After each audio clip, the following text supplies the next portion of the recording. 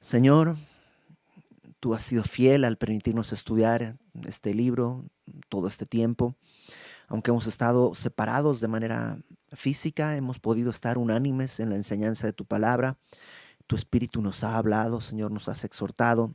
Y ahora cuando vamos a terminar este libro, te rogamos que continúes haciéndolo, que nuestro corazón esté abierto a la instrucción de tu palabra y que de esa manera tú seas exaltado, que nuestro corazón, que nosotros recibamos tu consejo, tu instrucción y poniéndola por obra glorifiquemos tu nombre.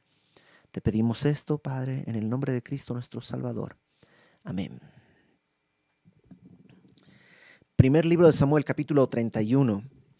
Eh, Estamos en este momento que es un momento difícil. Hay una invasión de los filisteos hacia territorio israelita.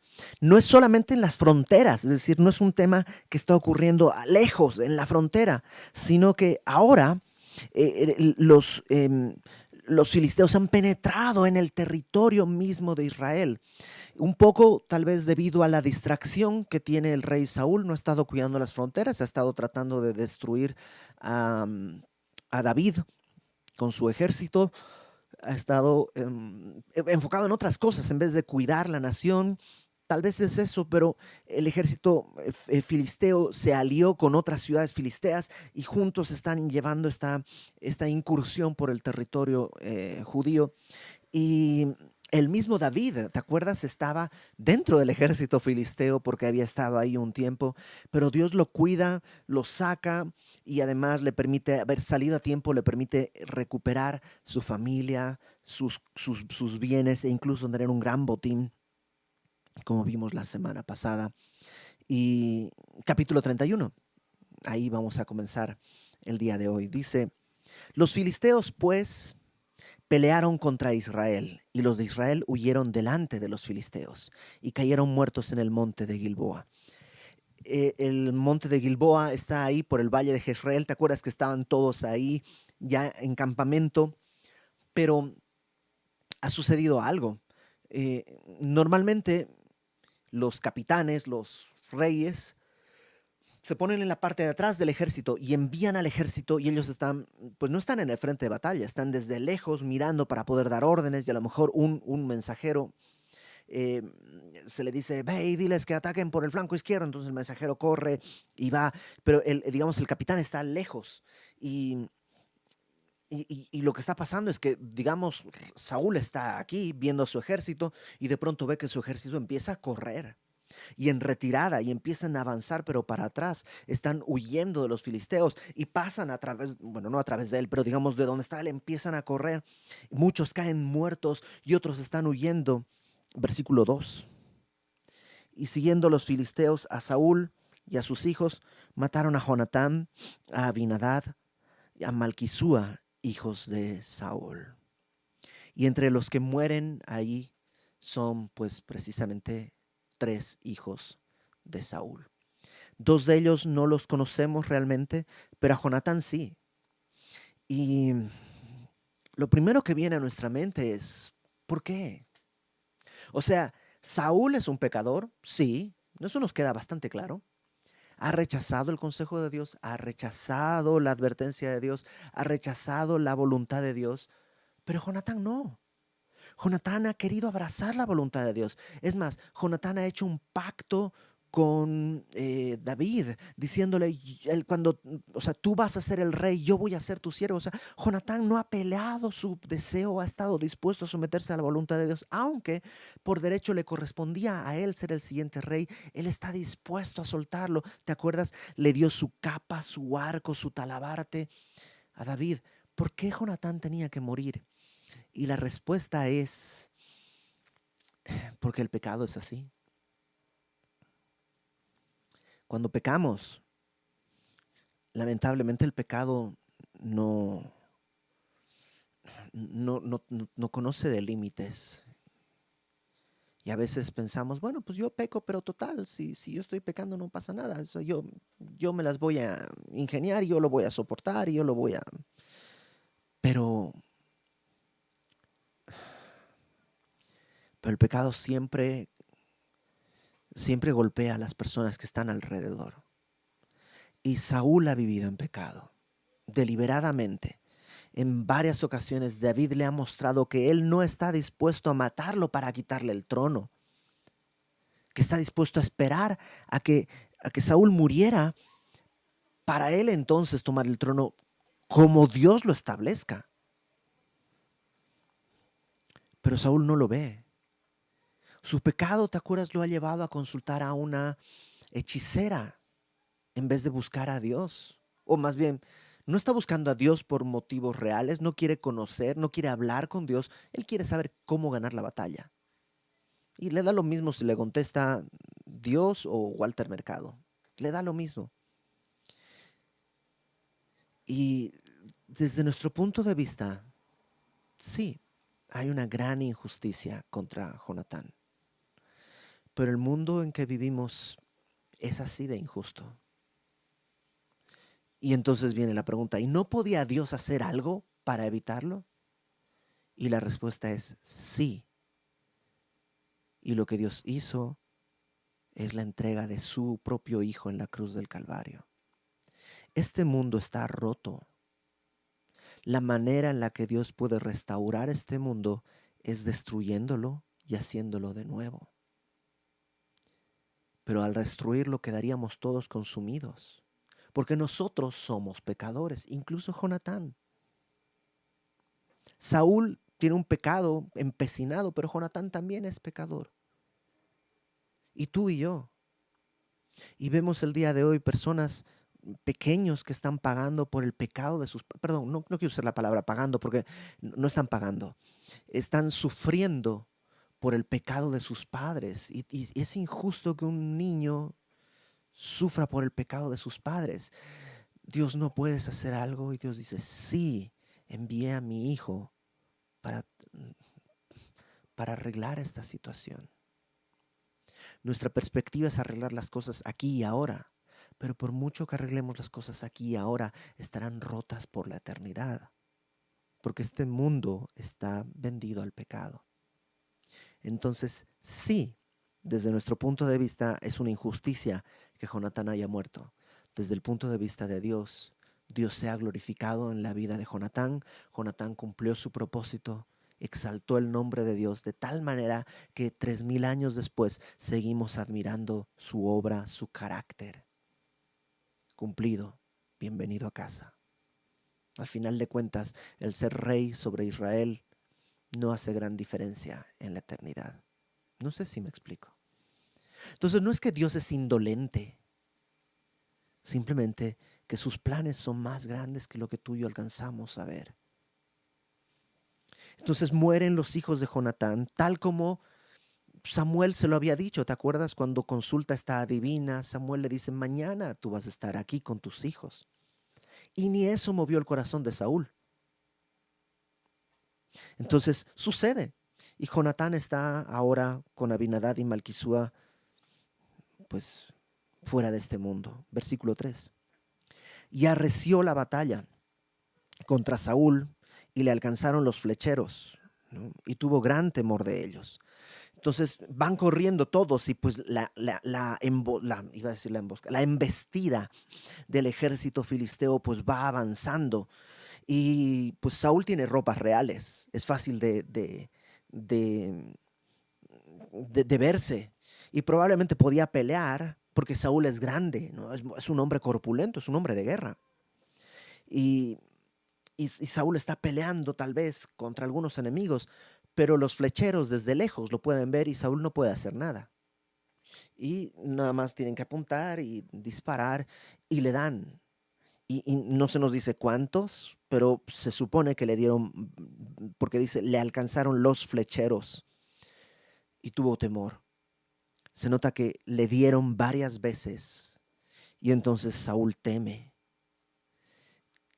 Y sería maravilloso que lo que el texto dijera a continuación fuera algo así como, entonces Saúl cayó de rodillas y clamó a Dios, pidiendo perdón y misericordia, clamando, Señor, perdóname, cuida a tu pueblo, glorifícate ganando esta batalla, aunque yo muera, pero rescata tu nombre de la deshonra ante los filisteos, levanta a tu pueblo.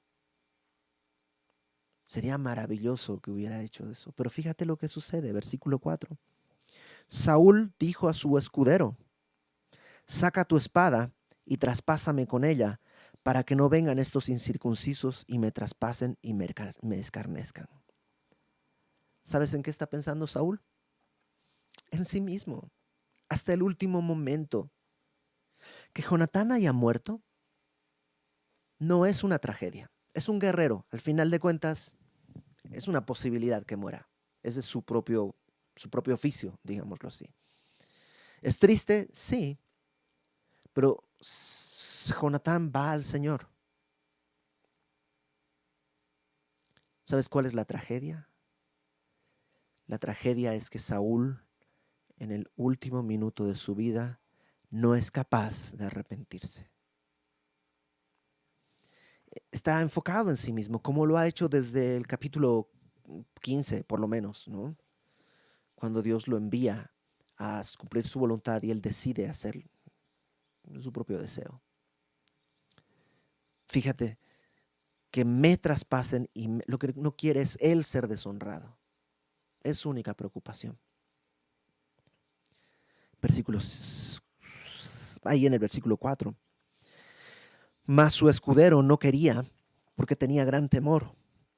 O sea, el escudero es el que está ahí al lado y pues Saúl probablemente ve las flechas, es un hombre de guerra, sabe que a lo mejor las heridas que tiene ya son demasiado profundas, sabe que no va a vivir.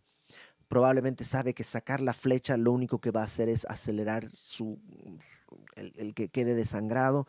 Entonces tal vez está tirado en el piso y le dice a de rodillas o no sé, le dice a su escudero, mátame.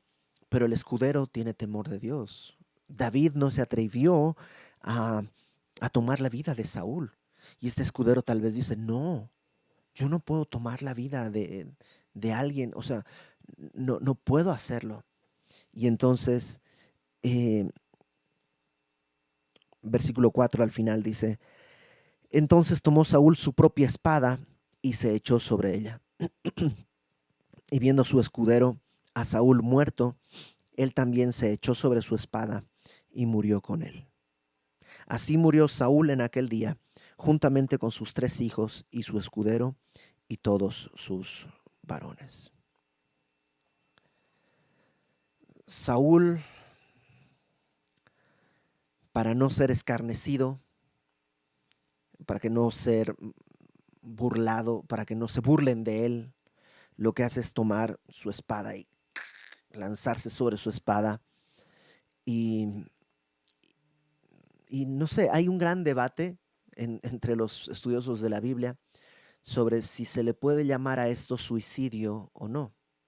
Porque Saúl ya está medio muerto. Entonces dicen, no, esto no fue un suicidio. Y es porque el tema es difícil y es incómodo. Es un tema complicado, muy complejo. Por muchos años se corrió, o popularmente se piensa que si cometes suicidio, pues ya no tienes perdón de Dios, porque es un pecado del cual por supuesto no hay manera de arrepentirte, porque una vez consumado ya no estás en este mundo. Podrías arrepentirte de intentar suicidarte, pero si cometes suicidio ya no hay manera de arrepentirse. Y muchas veces se dice que quien comete suicidio no tiene perdón. Y creo que, creo que hay varias cosas que necesitamos poner bien en claro. Número uno, ¿el suicidio es un pecado? Sí, por supuesto que sí. Solo Dios tiene derecho de tomar la vida, la mía o la de otro. Ningún hombre tiene derecho de tomar la vida de esta manera. En la ley estaba escrito que cuando alguien comete un homicidio, sí tiene que haber un juicio y es vida por vida. Y eso sí hay, eso no es homicidio, eso es un juicio que se trae. Pero el matar a alguien así nomás porque sí, es un pecado. Y el suicidio en ese sentido también es un pecado. Pero, y aquí está el gran pero, decir que un cristiano no se suicida sería como decir que un cristiano no peca. Y si tú tienes por lo menos más de 10 minutos de cristianos, sabes que los cristianos pecan. Las personas que cometen un suicidio pueden tener múltiples motivos. Algunos motivos escapan siquiera a su voluntad. Personas que tienen algún problema médico y algún tipo de esquizofrenia y, y están completamente fuera de sí. Algunas otras personas viven una depresión terrible y una angustia absoluta. Y algunas personas sí, a lo mejor lo que tienen es falta de fe. No creen que Dios puede resolverlo. Sea como sea, el suicidio es un pecado, pero para aquellos que han entregado su vida al Señor, es un pecado que también está pagado en la cruz. En ningún lugar de las Escrituras se menciona más que un solo pecado imperdonable. Marcos 3 dice que es la blasfemia contra el Espíritu Santo. Es rechazar el testimonio para arrepentimiento que el Espíritu Santo nos está dando.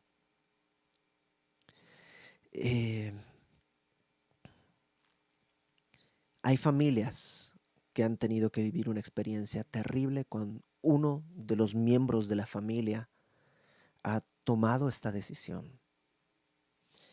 Y nuestra tarea al momento de hablar con esas personas es consolarles. ¿En qué los consolamos? En recordarles que Dios es fiel y justo y que Él no va a tomar, no va a actuar de una manera eh, en la que sea incorrecta. Y podemos confiar en el Señor, aun cuando no entendemos las cosas. El gran debate entre los estudiosos bíblicos de este pasaje es: ¿Saúl fue salvo o no? ¿Lo vamos a encontrar en el cielo o no? Y hay personas en ambos, ¿no? Algunos dicen no. ¿Por qué? Porque cometió suicidio, porque vivió despreciando la voluntad de Dios y porque no se arrepintió.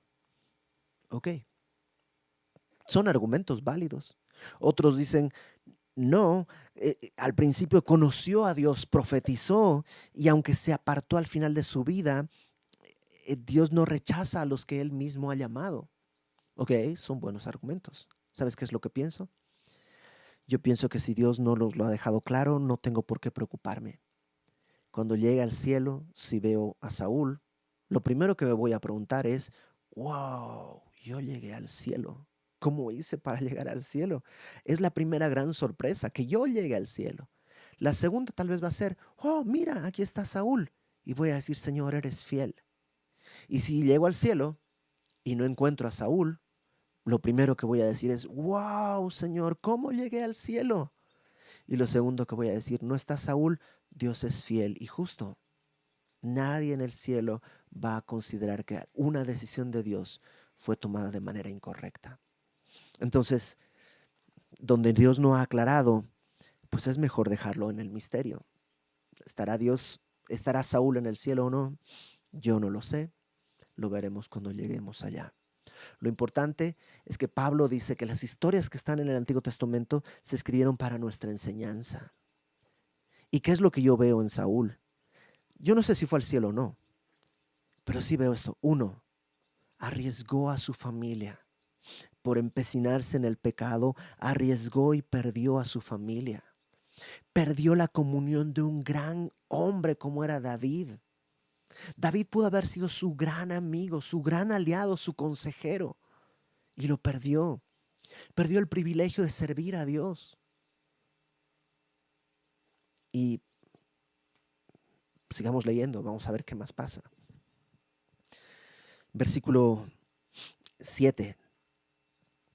Y los del valle, perdón, los de Israel que eran del otro lado del valle y del otro lado del Jordán, viendo que Israel había huido y que Saúl y sus hijos habían sido muertos, dejaron las ciudades y huyeron, y los filisteos vinieron y habitaron en ellas.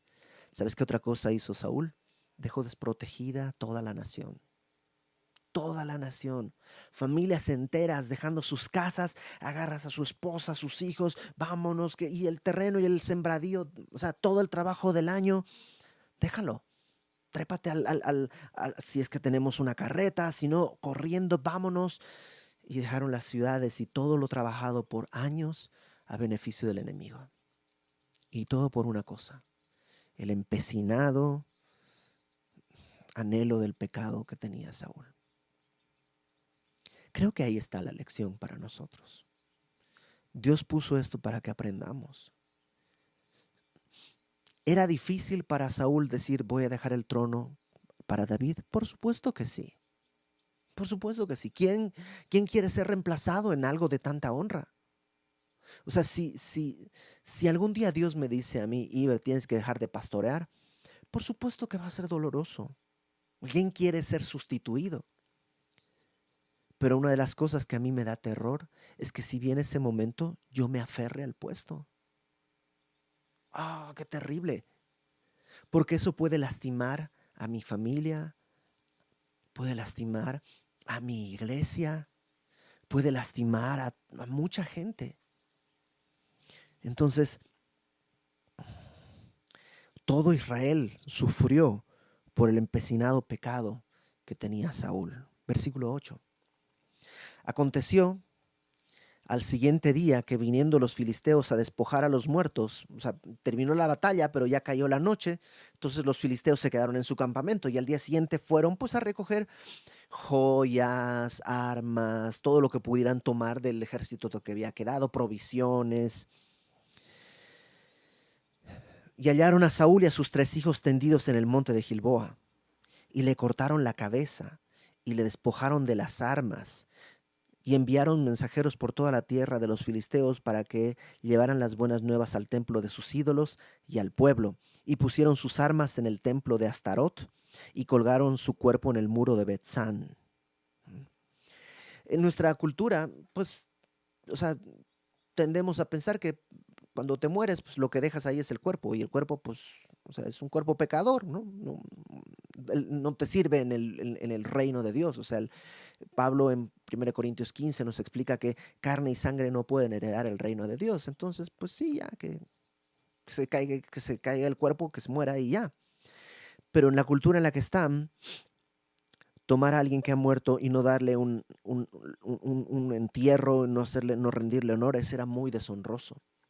Y le cortan la cabeza y mandan la cabeza como una exhibición de que Saúl estaba muerto. Están menospreciando a Saúl, por supuesto, pero también están menospreciando al pueblo y están menospreciando a Dios, porque toman las armas y las ponen en el templo de Astarot, como diciendo, Astarot, tú has conquistado al ejército de Israel, tú eres mejor que Jehová, que el Dios de Israel. Y están deshonrando a Dios. ¿Sabes qué? Eso también provocó la muerte de Saúl, perdón, la vida de Saúl, no su muerte, la vida de Saúl de rebelión provocó deshonra a Dios.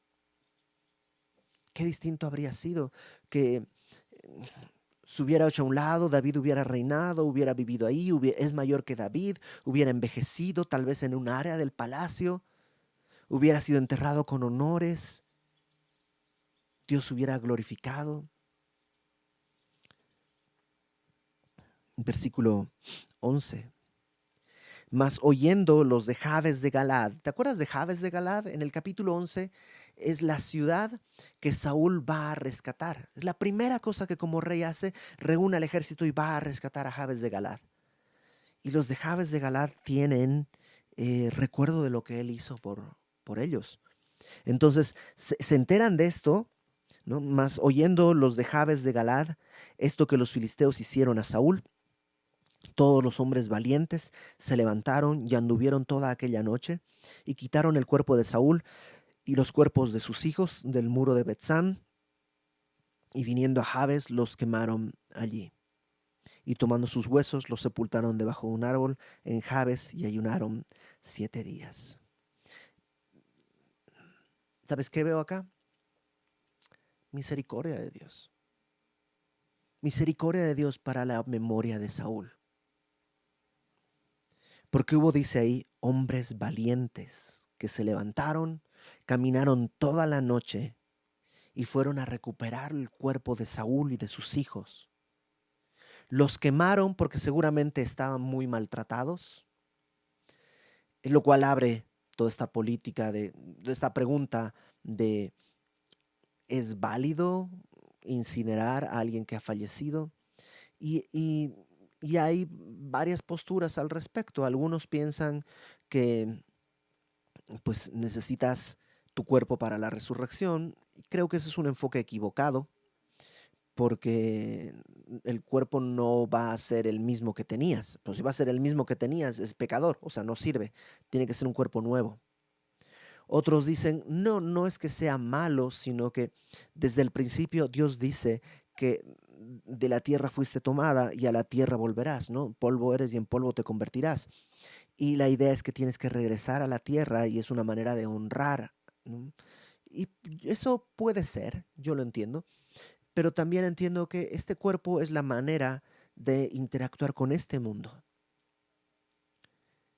Y como dije hace rato, carne y sangre no pueden heredar el reino de Dios.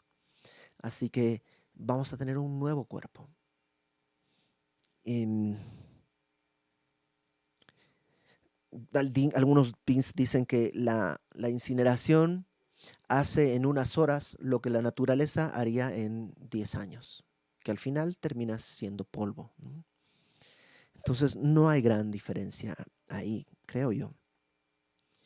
Y los de Jabes dice que sepultaron sus huesos, porque lo que quedó, en un árbol y ayunaron. Y ahí acaba. ¿Por qué? Porque terminó la era de Saúl. Saúl tuvo un momento en la historia que Dios le concedió en su misericordia. ¿Con qué propósito? Conocerle a Dios y servirle y dejar testimonio de ello. Saúl tomó malas decisiones. ¿Dónde va a terminar? No lo sé. No me aventuraría a dar una respuesta en este momento. Pero sí sé una cosa, que fue puesta esa historia en la Biblia para que tú y yo consideremos. Tú y yo también tenemos un tiempo, un momento y una oportunidad. Y así como el capítulo 31 termina con Saúl, un día tú y yo vamos a estar en nuestro capítulo 31. Y por enfermedad, por accidente o por muerte natural, un día tú y yo vamos a entregar el espíritu. Y lo único que va a quedar es el recuerdo, si glorificamos a Dios o no lo hicimos. En este capítulo no aparece el nombre de Dios ni una sola vez. Jonatán cumple su propósito, glorificar a Dios. ¿Hubiera sido maravilloso que viviera unos años más? Para nosotros sí, pero para él llegó a casa. La tragedia está en un hombre que se aferró a su voluntad y ni en el último minuto quiso soltarla. Lo cual nos enseña una cosa, dice el pastor David Gusick, a veces pensamos, bueno, de esto me voy a arrepentir después. El problema es que tal vez no tengas después ni ganas ni oportunidad de arrepentirte. La Biblia nos exhorta a que el día de arrepentimiento es hoy. Si el día de hoy escuchas la voz de Dios, no endurezcas tu corazón. Si el día de hoy Dios te está diciendo, esto que estás viviendo es tu pecado empecinado, ¿sabes qué? El día de hoy suéltalo. Ya no pelees más. ¿Tienes mucho que perder? Tal vez el trono, pero tienes mucho que ganar. Ver a tus hijos sirviendo al nuevo rey, sirviendo a Dios. Ver a la nación centrada con un defensor. No hay nada más trágico que rechazar la voluntad de Dios. Pero quién puede conocer sus errores? Dice la palabra. Muéstrame los que me son ocultos. Y estos vamos a orar. Y si Dios te dice, esto es lo que estás haciendo y necesitas soltar, no lo pienses más. No esperes a llegar al segundo de Samuel, porque tal vez no llegamos. Tal vez no llegamos. El día es hoy. Vamos a orar. Señor, tú conoces nuestro corazón, nuestra vida, nuestras motivaciones, nuestro caminar, las cosas que hemos callado y las cosas que hemos hablado. Y tú conoces lo que viene. Y yo te ruego que nos des un corazón sensible a tu voz. Que abandonemos nuestro propio deseo, sobre todo si estamos empecinados en querer hacer las cosas a nuestra manera. Que la oportunidad que nos das el día de hoy de vivir y respirar sea para tu gloria. Aunque pareciera que hay pérdida en abrazar tu voluntad, abre nuestros ojos. Muéstranos que quien pierda su vida por causa tuya y del Evangelio, esta la guardará para el final. Pero el que quiera abrazar su vida y guardarla, la va a perder. Hazlo evidente a nuestros ojos, Señor. Danos arrepentimiento, enséñanos tu voluntad y tu camino.